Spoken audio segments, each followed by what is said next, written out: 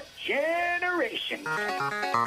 Extreme genes, extreme genes. Dates in the Bible don't quite match the marriage certificate. Extreme genes, extreme genes. Uh-oh.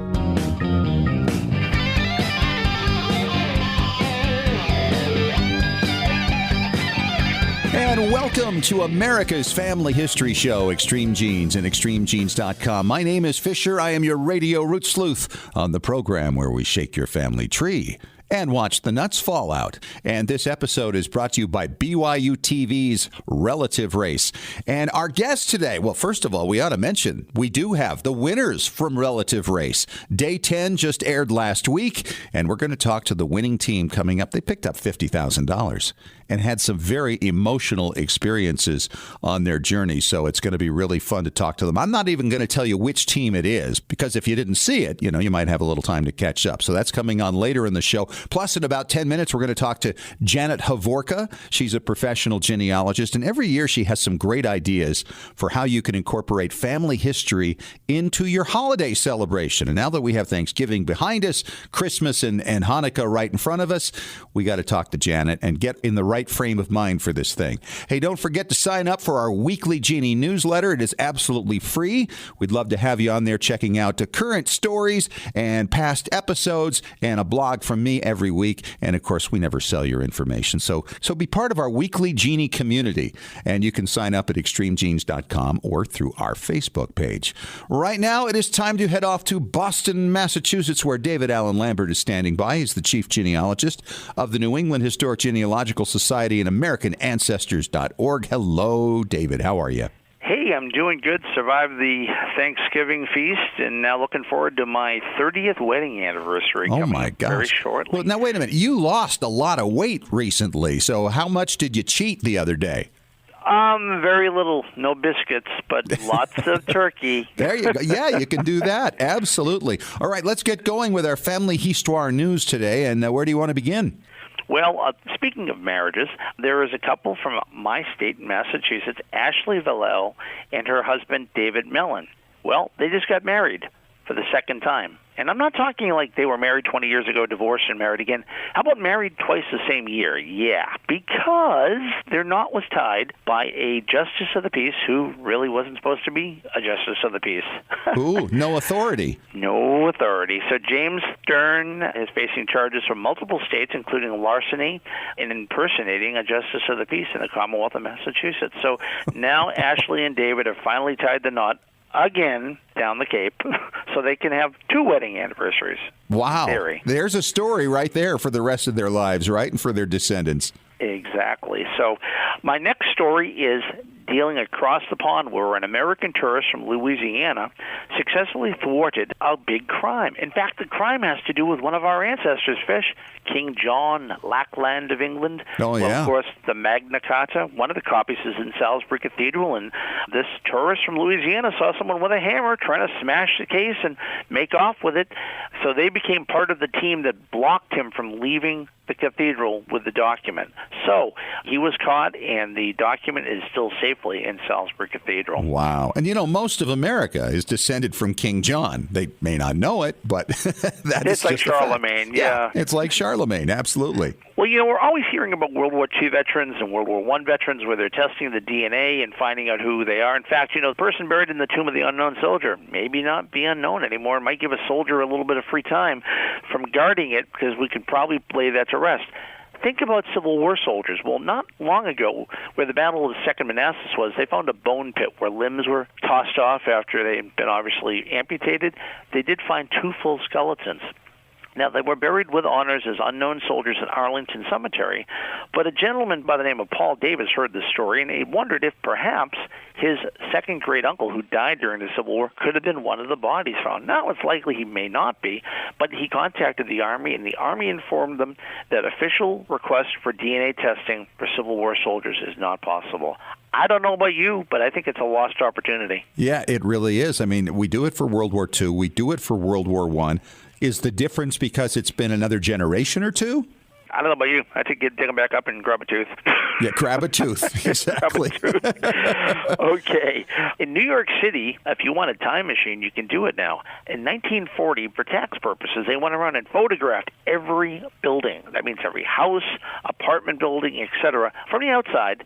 So if you know an address, you can now, through a website, which you can find on extremegenes.com, find out what the house looked like 78 years ago. Isn't that amazing? 78 years ago, they did this. So if you had an ancestor like I did who lived in the 1870s, 80s, 90s, in that area, and that building was still standing in 1940, you get a great picture of what that building looked like. Or maybe, you've got a grandpa who grew up back there, and there's a photo of his house. Maybe it's been torn down since, and now you've got that little piece of family history. It is an amazing thing, and you can find the link to it through extremegenes.com. My next story kind of has a happy ending, in a way. In Lunenburg, Massachusetts, they just recently raised a building built in the 1930s, used in the cemetery department. When they raised it, they realized they had over 75 broken gravestones. Now, some of these are just the footstones that you often find at the end of a grave that, possibly could have been removed for mowing purposes. But some of them are actually military headstones. Some of them are broken. Some of them look like they were never even installed. So the question is, where do they belong? So this is a conundrum that they're faced in Lunenburg. But, you think of find a grave and billion graves. How about find a garage? Right, yeah. But this is great because obviously the find a grave people, the billion grave people, would not be taking pictures of these tombstones because they weren't out there. Well, my good friend Tammy, who takes care of conferencekeeper.org, has a great site that you should be familiar with. Of course, there's NGS and FGS, the National Genealogical Society, the Federation of Genealogical Society, and RootsTech are the biggies. However, there might be a conference in your local town, county, or state. So go to conferencekeeper.org, and it's the most complete collection of genealogical events online. Well, the New England Historic Genealogical Society in Boston welcomes you to become a member this holiday season, and don't forget, you can save an extra $20 by using the checkout code EXTREME. All right, David. Thanks so much. We'll catch up with you again next week. All right. Look forward to it, my friend. All right. And coming up next, we're going to talk to Janet Havorka. She's a professional genealogist, and she's got some great ideas on integrating family history into your holidays. Coming up in 3 minutes on Extreme Genes, America's Family History Show.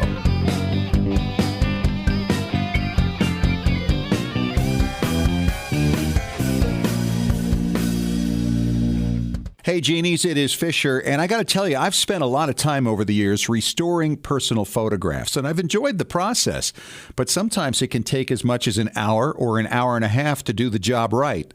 Well, I wish I'd known about Restore from Vivid Pics long before this, because now all you got to do is push one button, and it restores faded color and light and fixes contrast, and so your prized photographs that have been fading or damaged from time or not being stored properly can all be brought back, so you can once again enjoy those rare moments with the ones you love. And right now, you can take the Vivid Pics Fix. Yeah, it's a trial offer, and you can fix 10 of your favorite pictures by just pressing one button and getting 9 different versions of it for you to choose from. All you have to do is scan your picture and push that button. Link to it through extremegenes.com or just go to vivid-pics.com/extremegenes. You're going to love it. It is incredible software, and it sure could have saved me a lot of time. Did you know that Family Search Family Tree is available through a powerful new mobile app experience? That's right. Now you can view, edit, and even add information to ancestors in your family tree whenever and wherever you are. You no longer need to wait to get home or make a date with your computer to view or update your family tree. You can add details to your tree when visiting with family or when capturing details from a trip to the cemetery. You can share new family history discoveries from classroom settings. You can even make the most of your time when waiting for doctor appointments or car repairs. Get started today by downloading the free Family Search Family Tree app to your Apple or Android device. Visit familysearch.org/tree app to get the Family Tree app for free.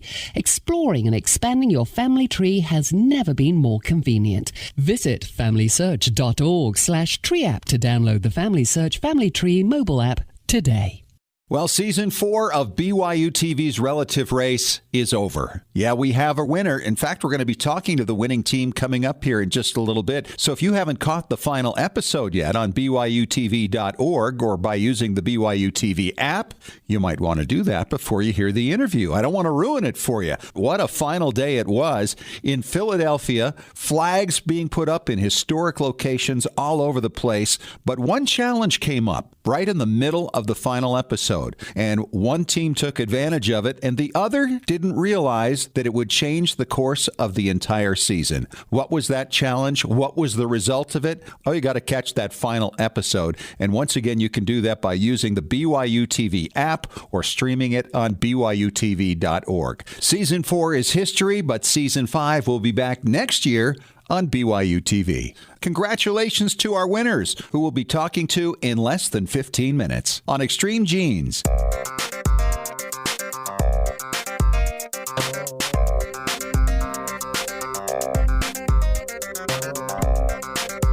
Welcome back to Extreme Genes, America's family history show at extremegenes.com. It is Fisher here, your radio root sleuth. This segment is brought to you by Legacy Tree Genealogists, and I'm very excited to have my old friend Janet Havorka back on the show from Family Chart Masters.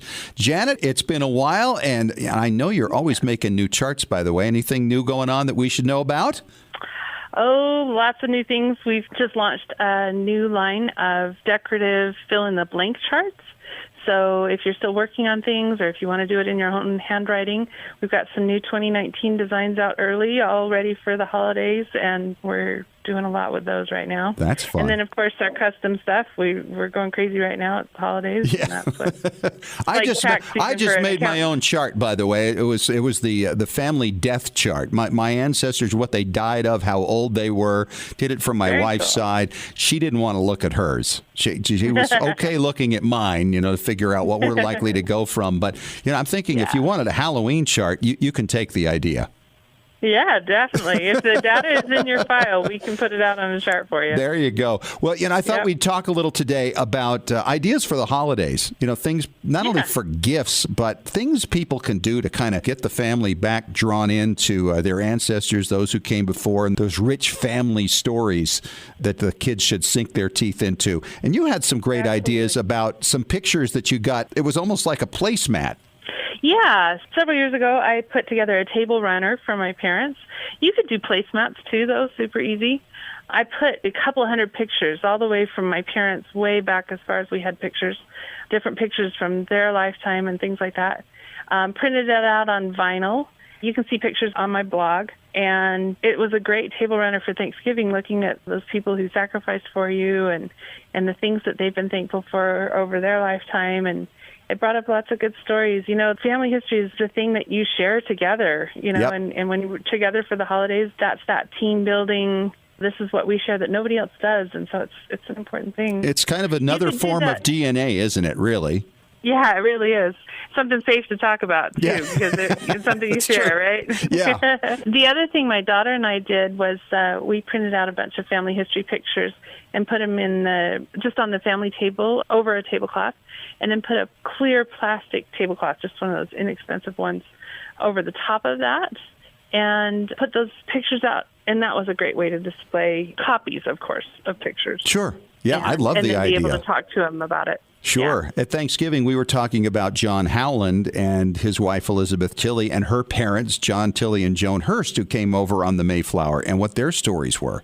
Because her parents both died that first winter, and then they went on to have 10 kids and 88 grandchildren before they passed. Wow. And so, it's an amazing thing when you can share those things with your kids that, that story you're going to hear a lot about in your lifetime is part of your story. That's really fun as well. What else do you have that you do traditionally over the holidays?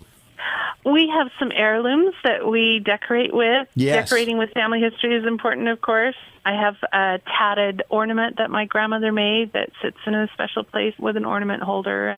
When I was a little girl, she brought us in and said, I want you to choose one of the ornaments off my tree to keep.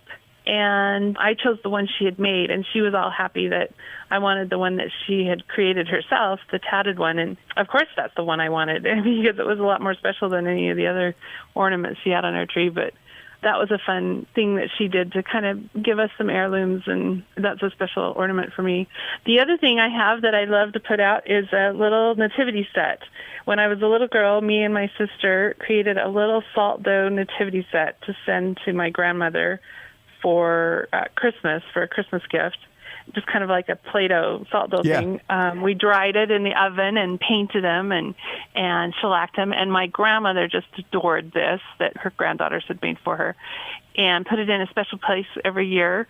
And then after she passed, they brought it back to me, and now it's this sweet little nativity. They're 1.5 inch tall, maybe figures, and my grandmother loved them. So isn't that great? I mean, to anybody else, it doesn't mean a thing, but when you've got the story behind absolutely it, not. I mean, that's the Yes. tie-in. I mean, I just had my wife, Julie, we were out shopping the other day, and she ran across a nutcracker, and she says, oh, look, we got to get this one because it was a fireman, and she knows I really like the stories of my great-grandfather, and it had the little fireman emblem in his hat, and so now we're going to paint it and change it to the number of my great-grandfather's unit, put his initials on there like in the photograph and all that, and I can't believe she actually had to push me to buy it, but I just, I'm not big on buying stuff, but when you can take it and maybe convert it into something that is a family conversation piece, that's a great way to go. Yes, absolutely. What about recipes? Do you do that in your family? Oh, yeah. The kids have even gotten involved, and we've done YouTube videos of some of the family recipes. Of course, you have family recipes at Thanksgiving and the holidays, and some of those recipes honor the culture that our ancestors came from. We always have trifle on Christmas Eve, my British ancestors. But some of them are actual recipes from my ancestors, like my husband's mother's cranberry salad recipe that's super simple and delicious, and those are important things. And like I said, get the kids to create a YouTube video of how to do it. They turned into Food Network stars, had to make sure that they had everything out perfectly, and pulled up Grandma's picture and talked about her, and it was fun. It's really kind of strange, but my mom used to make for me, for my birthday, a toasted coconut cake every year, which I loved. And she taught my wife how to do it. Now I've got a new daughter-in-law in the family who was born on my same birthday, on Halloween. Oh, wow. And she loves the cake. So suddenly it's going to be passed down at least 2 more generations. I'm thinking this is going to work out just really, really well. And I look forward to seeing her version of the cake. We also have a thing that was a milk warmer that my grandmother gave to her mother on the occasion of the birth of the last child in the family, which was like in 1904. And it's not something we actually use in mixing recipes at this time of year. But it's fun to look at, and tell the story and share some of the pictures. Absolutely. I've got one more idea for you, too, that we have done several times over the holidays, and that is to create a time capsule. We've gone through yes. What a great idea. Several times. Yeah, absolutely fun. It doesn't have to be super extravagant. It can just be a box that you put away in the closet for a while. But we put in our wishes for the next year. We put in ticket stubs. We put in favorite things, maybe messages, photos. And it's always fun to open those up next year. Sometimes we've kept them closed for longer, but sometimes we'll just put them away with the holiday decorations and then get them out next year. I have some cute pictures of when my kids were little that are part of our holiday decorations, too, that are just things that we put away every year and get out. It's always fun to get them out again the next year. So when you do these time capsules, do you put them away again later when you're done with them and just save them for the future, or what do you do? You could. Like those pictures of my kids have become kind of a time capsule thing because we put them away every year, and it's fun to get them back out. But you could just put together a time capsule, and then when you open it up the next year, if it's something you want to save, maybe put it into a scrapbook, or make a time capsule for 5 years or 10 years or longer. And I'm just thinking, what would I put in those notes? What would you put in those notes? You figure, hey, I could be dead in 20 years. So what would I write to? Do you write to yourself? Do you write to your future self, to your kids, to your grandkids? What would you do? Yeah. You might write one even for the first grandchild to be born, or the first great-grandchild to be born, or whatever. You could write to whoever in the future. Yeah, that's true. But I think when you write it to yourself, like 5 or 10 years or whatever from now, it's good to look back, and it kind of helps you process your life and understand more about yourself and about, where you come from. And I'm thinking the best way to do that would probably be to write a little note about what your plans are and see how well that went. Yeah. That's the key, isn't it? Yeah, absolutely. Well, we only have a few weeks left to go now, and these things are going to take a little bit of time, I would think. But nonetheless, they don't sound really time-consuming to me, to make some of those things. I would think the picture thing would be something you could do late at night one night or whatever. But, they're far more memorable than the gifts are going to be. Absolutely. My family almost always, now that we're older and we really don't need another soap on a rope, Yeah, right. we almost always exchange family history gifts for Christmas. Really? It gives you, absolutely. It gives you a deadline. So Mom always has kind of a crazy December trying to get the gift done, or I do, or whatever, whoever's working on it. But it makes us get it done.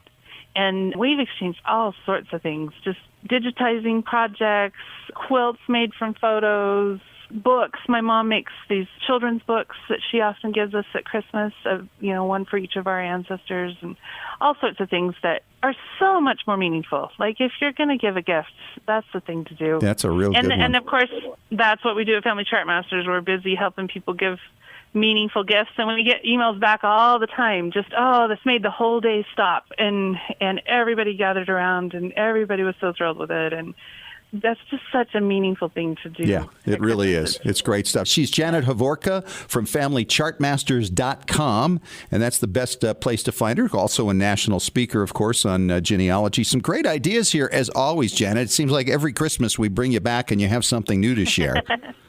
Absolutely. Well, right. It's important stuff. Well, enjoy your English figgy pudding. Yeah, I will. All right. And you have a great holiday, too. It's great to talk to you. All right. Always great to talk to you. And coming up next, we've got the winner of Relative Race. Yeah, it's Team Red this year. It's Michael and Austin talking about their $50,000 victory and the journey whereby they met so many incredible relatives. And it was quite a journey, especially for Michael. And if you haven't seen the show, you can stream it on the BYU TV app or watch it on byutv.org.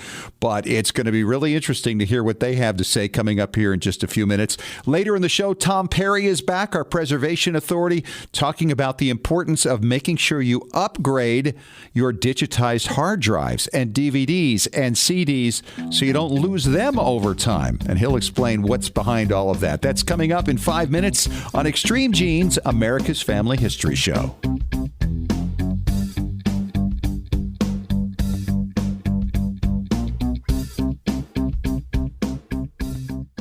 Scientific studies have proven that youth who know even a little bit about their family history perform better academically and have a greater sense of personal confidence and stability. Genealogy is its own incredible superpower that arms our children with super strength. But how do you get your child or grandchild interested in studying their family history? That kind of stuff is just for grandmas, right? Not anymore. ZapTheGrandmaGap.com leaps the generation gap in a single bound. Author Janet Hovorka provides you with useful and timely advice on helping the young people in your life become engaged in their own family history. Janet has an entire collection of books to inspire the young and the young at heart in fun, interactive ways. She also offers creative tips and advice on her blog and in her free weekly newsletter. Stop by ZapTheGrandmaGap.com today to sign up for Janet's free email newsletter with 52 weeks of easy tips, free downloads, and order your set of resource books and workbooks.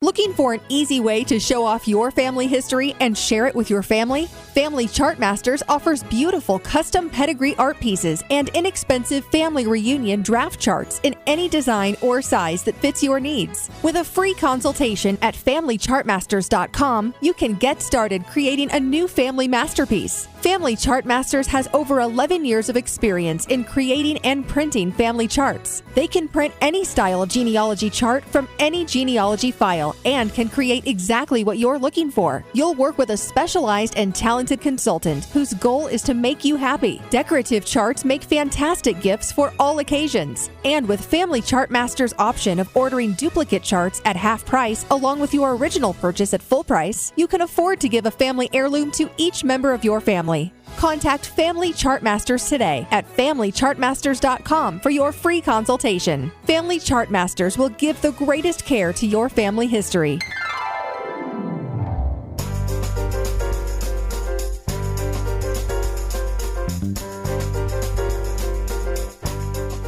Welcome back to America's Family History Show, Extreme Genes and ExtremeGenes.com. Fisher here. And this past weekend, we saw the final episode of Season 4 of Relative Race on BYU TV. And if you haven't seen it, you didn't watch the series, I'm giving you just a few seconds here to just tune out because we're going to talk to the winning team right now. Okay, that's all the time you get. We've got Team Red on the phone. The other teams learn to dread the red. It's Michael Brown and Austin Williams, the winners of Relative Race this season. How are you guys?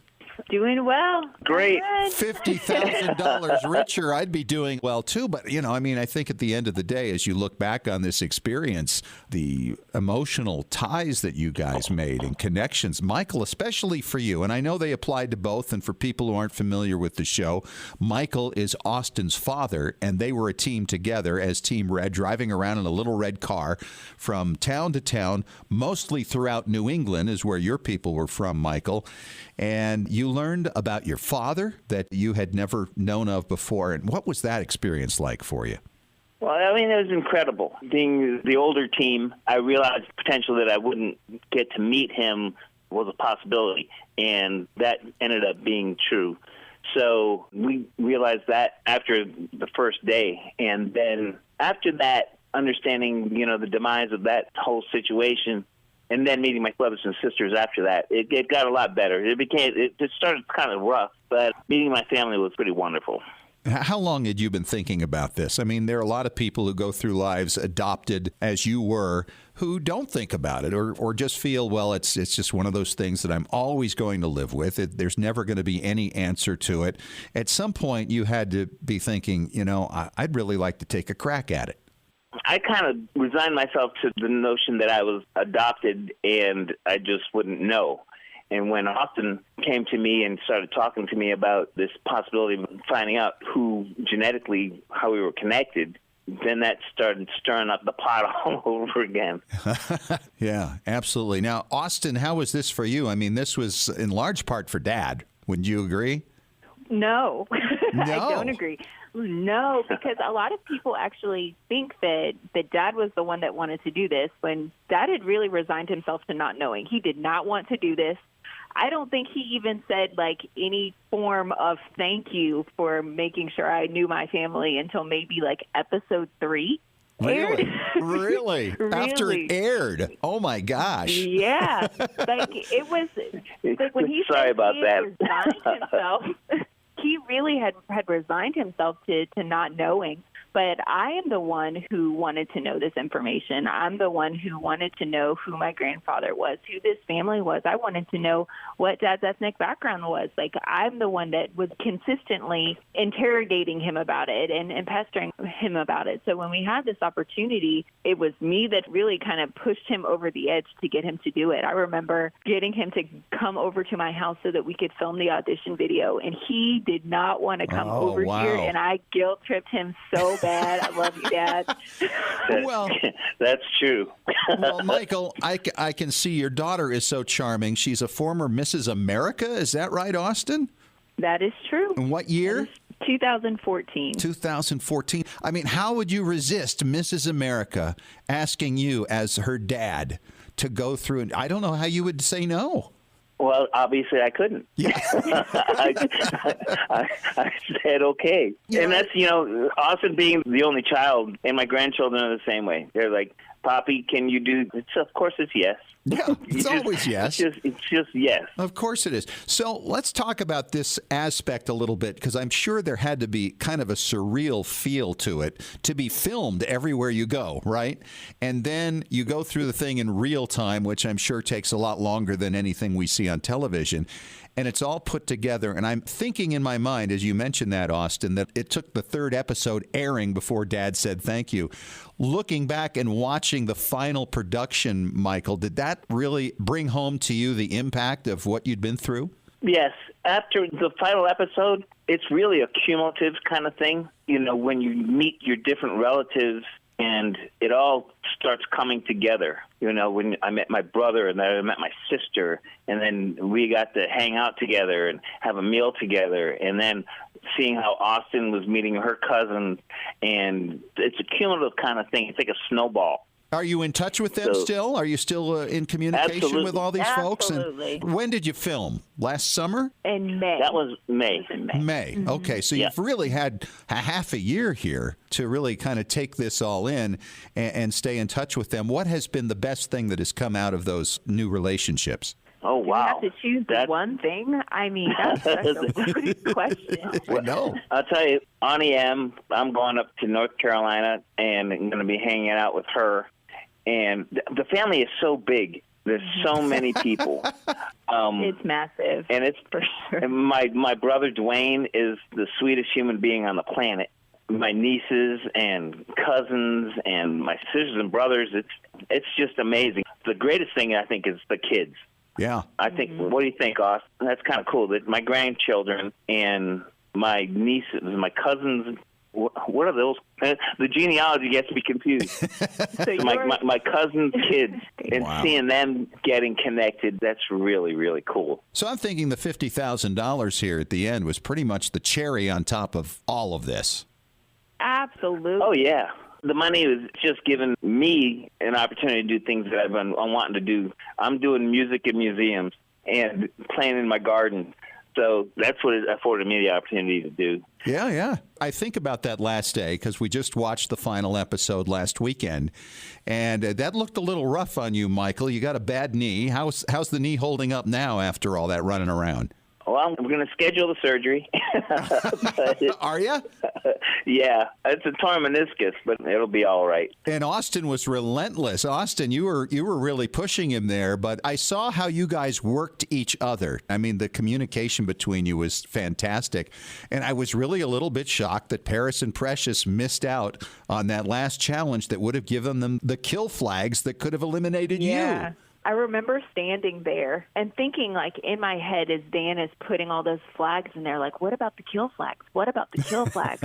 And then Dan being Dan, asking all of these random questions in the middle of it, trying to distract us from the counting, which we're obviously trying to focus on. Sure. And then when he says, did you all get to go to that extra challenge? When they said no, I just covered my mouth because you knew. Then I knew. Yeah. I knew immediately. And like I heard Precious go, that's 11. Is that 11? And I went, she doesn't know about the kill flag. And you were pretty excited about that. They seem like great people, all of the folks on the show.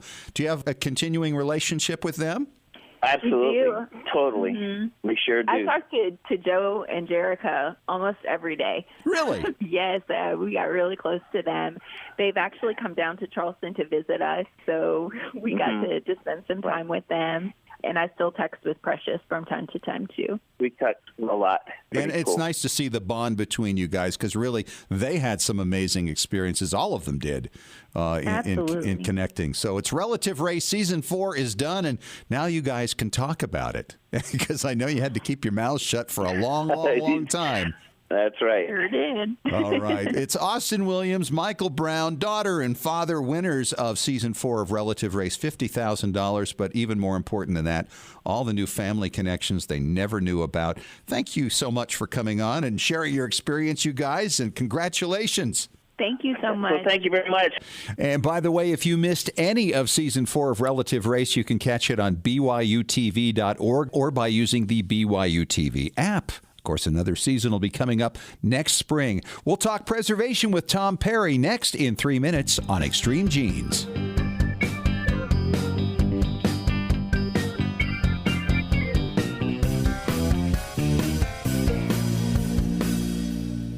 Legacy Tree Genealogist is a proud sponsor of Extreme Genes. Based in Salt Lake City, Utah, near the world's largest family history library, we've worked with genealogists all over the globe since 2004 to track down records, find your ancestors, and the stories that bring your legacy to life. We also analyze DNA test results, help you join lineage societies, and find missing cousins. Legacy Tree is the recommended research partner of MyHeritage.com and is the world's highest client-rated genealogy firm. Call us toll-free at 1-800-818-1476 or register online to get a free estimate. Right now, you can save up to $100 on professional genealogy research. But hurry, this offer expires at the end of the month. Even experienced researchers can benefit from our proven and experienced staff of specialists who can bring new approaches to old problems. Learn from our free genealogy tips on our blog at legacytree.com/blog. Legacy Tree Genealogists. We do the research. You enjoy the discoveries.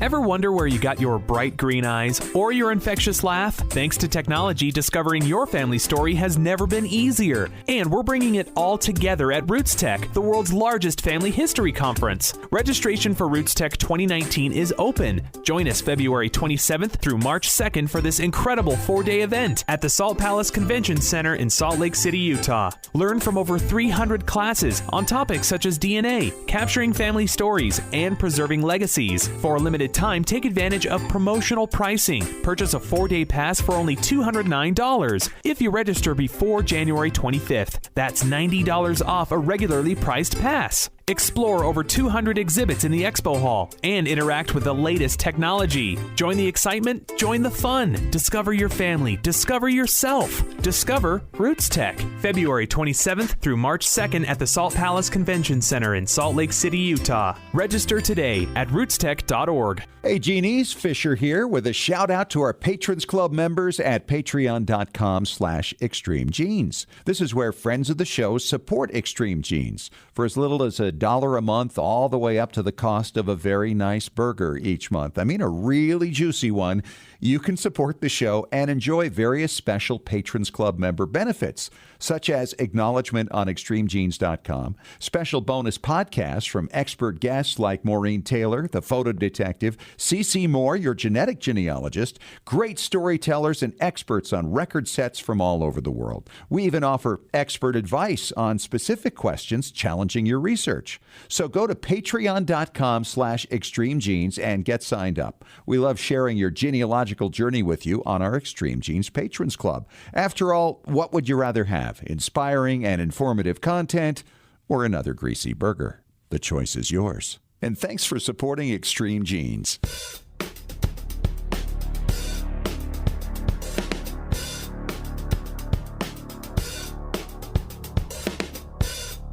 It is time to talk preservation once again with Tom Perry from tmcplace.com. He is our preservation authority. It is Fisher here, your radio root sleuth. And Tom, I've been in the process right now of purging a lot of stuff. You know, we're thinking about in a few years down the line, we're going to downsize the house. And so we're going into closets and thinking, you know, you don't want a big rush job when that time comes. And so we've been digging out a lot of things actually that you've digitized over the years. I've found hard drives and DVDs, and you're frightening me with this topic today a little bit about what we want to do to make sure those things don't expire on us, basically.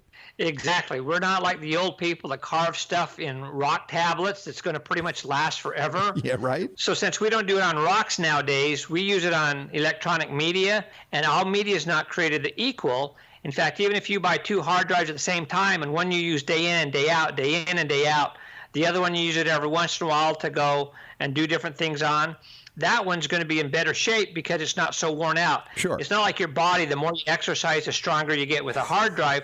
The more you use the hard drive, it's more like the tire on your car. It's going to wear out. So if you want to archive things, you want to get a brand new hard drive and put it on that hard drive and use that only for backing things up. And then every few years, they recommend 10, but I'm paranoid and I do it more often. You can get some software. There's a company called Puran, P-U-R-A-N.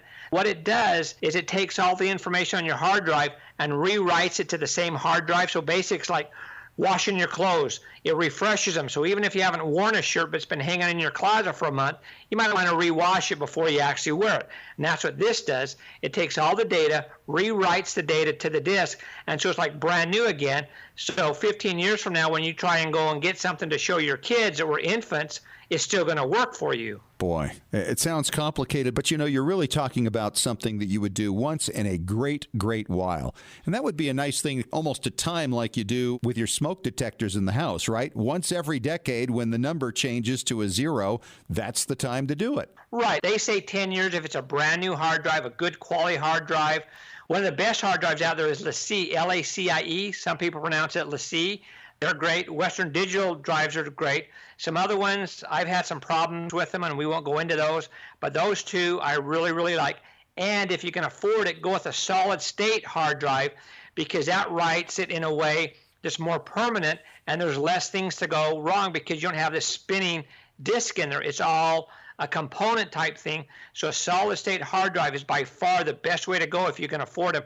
They will last indefinitely. Really? So the ones that you're talking about every 10 years, that's probably a minimum period of time, right? I mean, it could very well be you find something from 14, 15 years ago. There may still be a lot of stuff on there, but just to be safe, 10 years is your limit.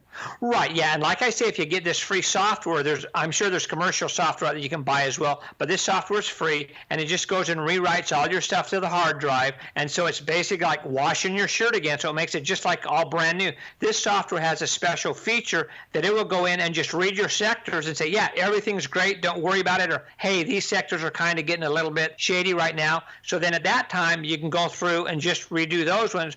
Or if in 3 years or 5 years it still says everything's good, then just wait and do that part again, and you don't have to rewrite your disk every so often, but you at least want to check it to make sure that the moss hadn't eaten a hole in your clothes, so to speak. Boy, you frighten me with this stuff, Tom, but it's true. I mean, in the digital world, we have to be aware that there is a lifespan, and we have to make sure that we keep renewing. I know, for instance, Family Search has computers that is constantly upgrading things to make sure that nothing is ever lost, and that's what we have to do as well if we're going to be our family archivist. All right, when we return from break, Tom, what are we going to talk about? So when we come back, the next segment, we're going to talk about your floppy disks, your Blu-ray discs, your CDs, your DVDs, all these things that are data disks, how to make sure they're at their peak performance down the road. All right, good stuff. Coming up in 3 minutes on Extreme Genes, America's Family History Show.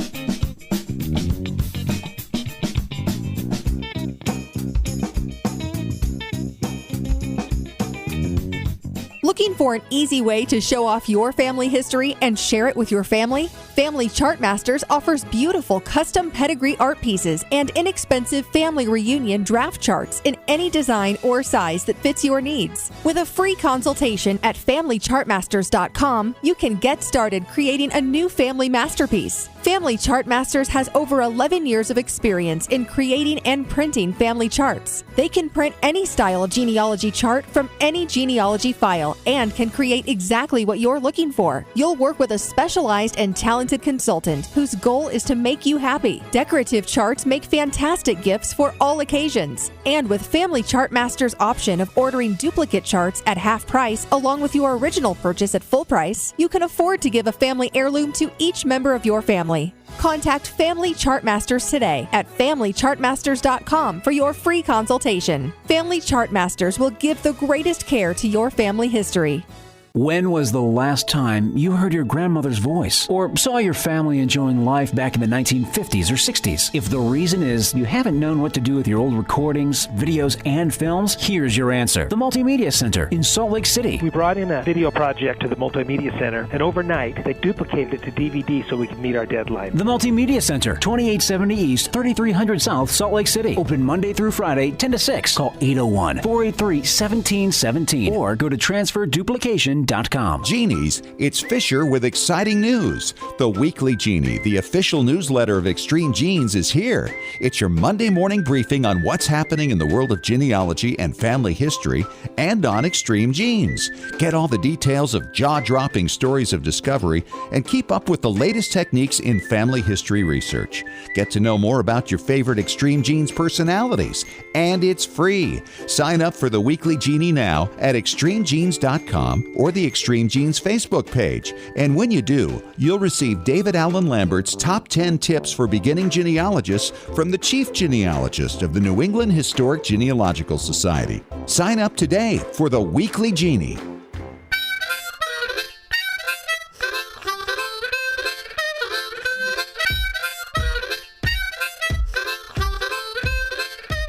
We are down to it, our final segment of Extreme Genes for this week, America's Family History Show. Of course, every week we talk to Tom Perry, our preservation authority, about ideas for how you can make sure that you can preserve your precious family heirlooms and, of course, the things that you've digitized, photographs, home movies, videos.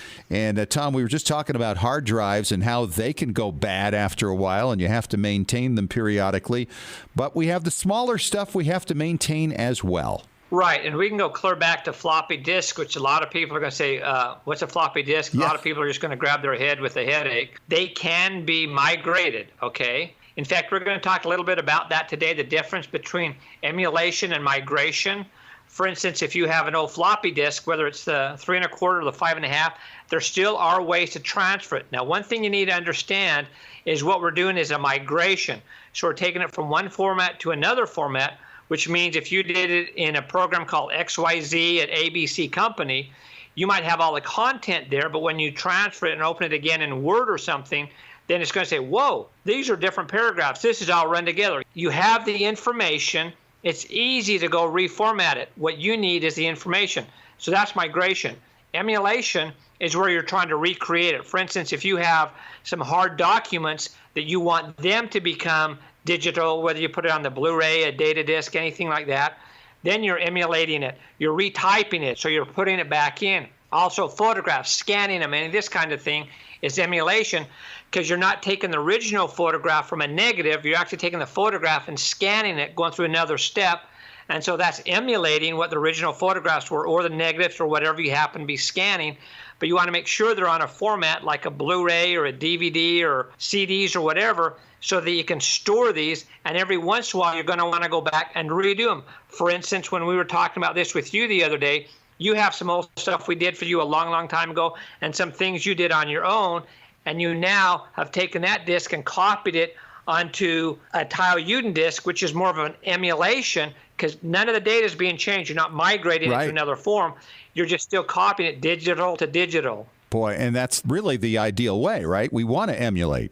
Absolutely, because that's the best way to do it. So you're just taking this old CD that's on an XYZ CD and transferring it to a tile Uden disc, or you're taking something that was on a DVD and now you're putting it on an M disc or on a Blu-ray disc, which is going to last longer. So that's the best way to do it. Don't just think, oh, I've got it on a disc. I had a customer that had all of his screen acting deals, commercials, everything he had done on a disc, never ever touched it for quite a while. Then he wanted to go and take it in and show it as a sample of his work, and he popped it in before he left. Nothing. The disc was completely gone because it sat on a shelf for 10 years and had degraded. And this is the ink, right? Exactly. That's the problem. Why people say, why is this disc $1 and this one I can buy 5 for $1? Well, it's the quality of the ink. Same reason a Lamborghini is going to cost more than a Ford Focus is because it's done by hand. And so in your disc, you want to get the best ink possible, which is what turns on and off, just like an LCD wristwatch that you have. So if you go to the tile Uden, they're using the best quality ink. If you go to these cheap discs, they're using ink that's not as good, so it's not going to last as long. Just like if you see a car driving down the road and the windows are purple, the tint has gone bad. They didn't use a good quality tint. You never, ever leave CDs and DVDs in hot cars, and especially in sunlight. Even if it's cool, don't let sunlight on them because they're burned with the laser, and the sun is a giant, huge laser, and it can actually erase your disc. Oh, I don't like hearing things like that. Tom, great usually to talk to you. I'm not so sure today, but thank you for the advice, and we'll talk to you again soon. My pleasure. Hey, we're done. And we got Thanksgiving in the rearview mirror. We've got Hanukkah and Christmas up ahead. And I hope you're planning for a great holiday season with lots of great ideas involving your family, past and present. Hey, don't forget to sign up for our weekly Genie newsletter. Go to extremegenes.com to find it. It's absolutely free. We give you links to past shows, present shows, and a blog from me each week as well. Thanks for joining us. Talk to you again next week. And remember, as far as everyone knows, we're a nice, normal family.